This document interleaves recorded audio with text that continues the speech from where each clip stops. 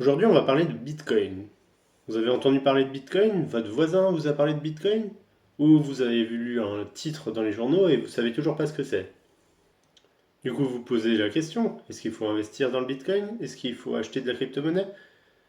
Qu'est-ce que c'est? À quoi ça sert? On va essayer de répondre à toutes ces questions dans cette vidéo. Moi, c'est Maxime. Vous êtes ici sur la chaîne SaveX. On parle essentiellement d'investissement, d'argent, en règle générale, et de se constituer son patrimoine. Donc en premier lieu, qu'est-ce que c'est que le Bitcoin? Le Bitcoin, c'est, suivant les États, suivant les personnes, c'est une monnaie numérique ou un actif numérique. Quand on dit actif numérique, ça veut dire qu'on ne peut pas le toucher. C'est pas physique, on peut le détenir sur ce qui s'appelle des wallets en ligne. Les wallets en ligne, c'est des portefeuilles, si vous préférez. Le Bitcoin a été créé juste après la crise de 2008 pour justement essayer de créer une communauté, une monnaie qui ne se dévalue pas dans le temps. Quand vous voyez l'euro, le dollar, même le yen, qui au fil des années, ils en impriment tellement de plus en plus que on a de l'inflation et notre pouvoir d'achat diminue au fil du temps. L'inflation, on en a connu peu ces 10 dernières années, mais en 2023, on a eu 5 ou 6%. Et là, on se rend compte que c'est un truc qui existe et qu'on avait oublié. Le truc du Bitcoin, c'est que le créateur a dit qu'il n'y en aura pas plus que 21 millions de créés au total dans toute la vie de Bitcoin. Alors, où je vous parle, il y a à peu près 19 600 000 Bitcoins, il me semble. Comment on crée du Bitcoin? En fait, c'est un réseau d'ordinateurs qui valide des transactions. Les transactions de, justement, pair à pair, ça s'appelle peer-to-peer, entre deux particuliers, deux institutions, deux personnes qui veulent s'envoyer du Bitcoin. Je t'envoie un Bitcoin, je t'envoie. C'est divisible avec autant de fractions que vous voulez, ou presque. Aujourd'hui, on est en juin 2024, on est aux alentours de 62 000 euros. Et donc, tous ces petits ordinateurs qui travaillent tout autour du monde valident des transactions, et le fait de valider des transactions fait qu'ils ont eux-mêmes des petites récompenses en Bitcoin. Ces récompenses sont de 3,125 toutes les 10 minutes. Et toutes les 10 minutes, ce réseau d'ordinateurs valide des transactions. On estime à peu près que les 21 millions de bitcoins seront en circulation en 2140. Et donc, on sait que le bitcoin, il n'y en aura jamais plus que 21 millions. Donc, la technologie du bitcoin repose sur la blockchain. La blockchain, ça veut dire chaîne de blocs. Et en fait, dans le processus bitcoin, chaque ordinateur qui valide des transactions ajoute ces informations au bout du bloc d'avant. Donc ça veut dire qu'on a un grand livre finalement de toutes les transactions depuis la création du Bitcoin. Ça veut dire que c'est traçable et transparent et décentralisé parce que tous ces ordinateurs, c'est vous, moi, le voisin, euh, certaines grandes entreprises qui achètent des ordinateurs dédiés pour valider des transactions de Bitcoin. Et donc, quand on parle de création de Bitcoin avec ces ordinateurs, on parle ici de minage. Parce que comme pour l'or qui vont miner dans la mine, c'est pareil, il faut extraire les bitcoins de la blockchain. Maintenant, comment on achète du bitcoin? On peut aller sur des places d'échange dédiées aux crypto-monnaies. Les plus connus sont crypto.com, Coinbase, Binance, Kraken. C'est assez simple de créer son compte, mettre sa carte bleue, un virement bancaire et vous achetez directement du Bitcoin. Maintenant, on va aborder la question de pourquoi Bitcoin vaut 62 000 euros aujourd'hui, tandis que c'est un truc digital qu'on ne peut pas toucher. Et du coup, fois les 19 millions en circulation, ça représente 1000 milliards de dollars. C'est un truc de dingue. En fait, c'est comme la monnaie. La monnaie, on s'accorde à dire que un billet de 20 euros vaut 20 euros, pas parce qu'il est fait en papier, le papier vaut rien, mais parce que la confiance dit que votre voisin il utilise le même papier, la banque utilise le même papier, le commerçant utilise le même papier. Ce bout de papier vaut 20 euros. Point. Et bien, pour Bitcoin, c'est pareil. On s'accorde à dire qu'un Bitcoin aujourd'hui, moi je suis d'accord pour en acheter pour 62 000 euros, votre voisin peut en acheter pour 62 000 euros, et si je ne suis pas d'accord, j'attends demain pour voir s'il est moins cher ou plus cher. La cotation du Bitcoin ne s'arrête jamais. La courbe a commencé en 2008. La création du Bitcoin a été faite du coup en janvier 2009, il me semble.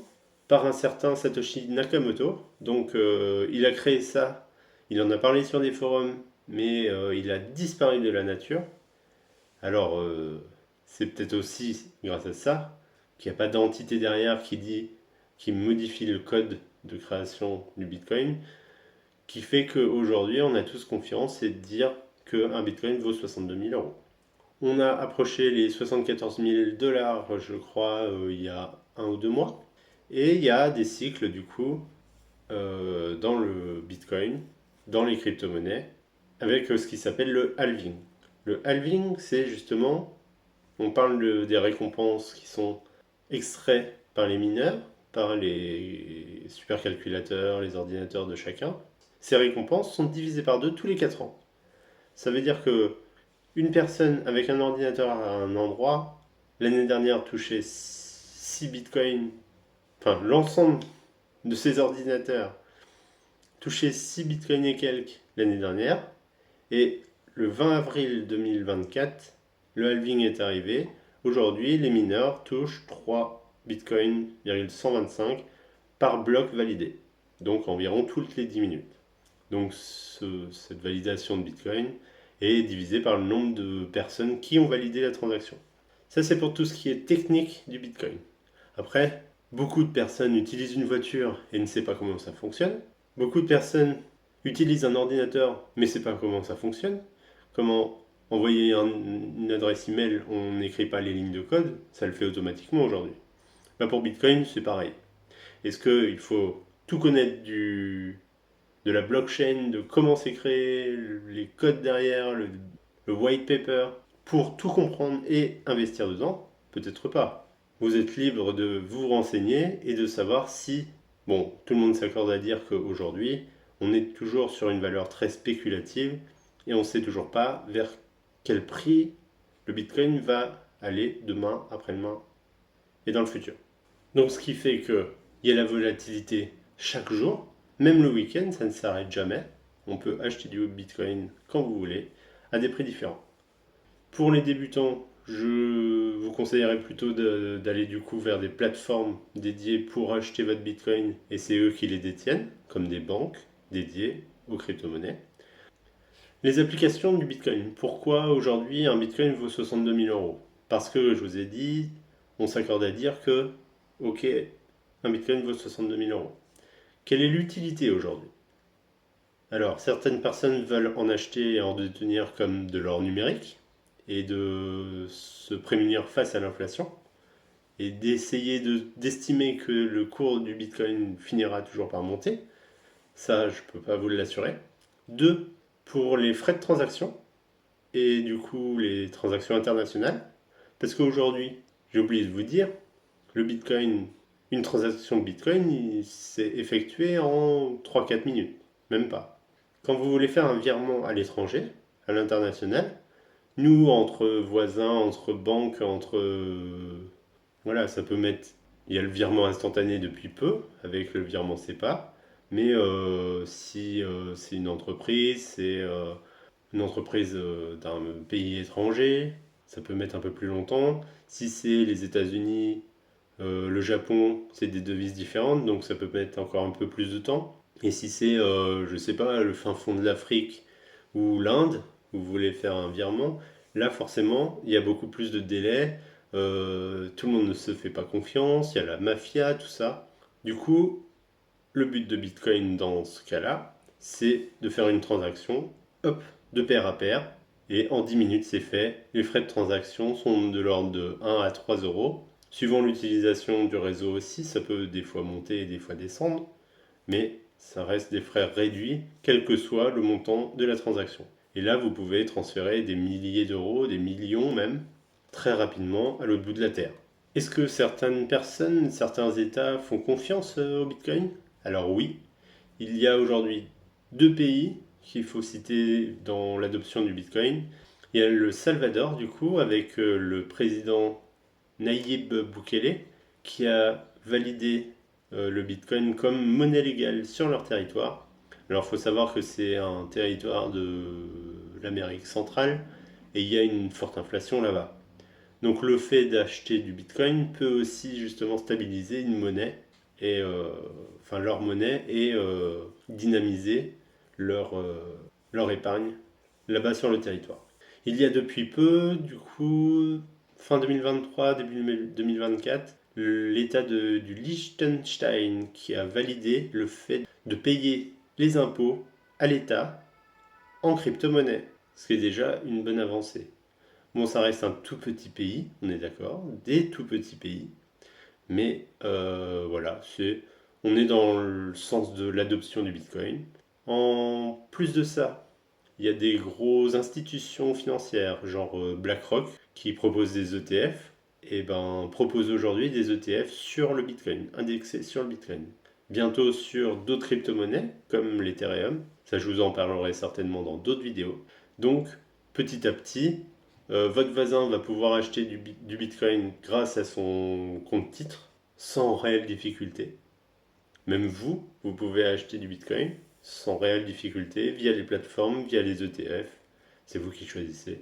Ou ne pas investir parce que vous n'avez pas confiance dans la technologie. Et voilà.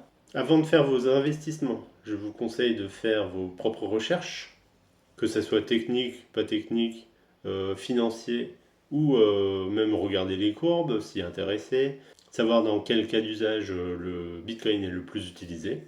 Il y a des médias spécialisés sur les crypto-monnaies, comme le Journal du Coin, qui est un média français, Cryptost. Moi, je pense avoir fait le tour de la question du Bitcoin.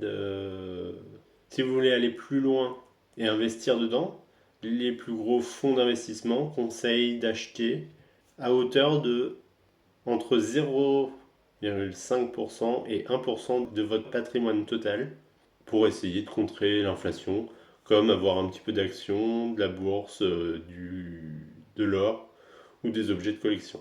Ça, je ne peux pas répondre à votre place. C'est vous qui connaissez votre besoin ou l'utilité d'être exposé au risque. Je ne répondrai pas à votre question. Et si vous avez aimé cette vidéo, mettez un petit like.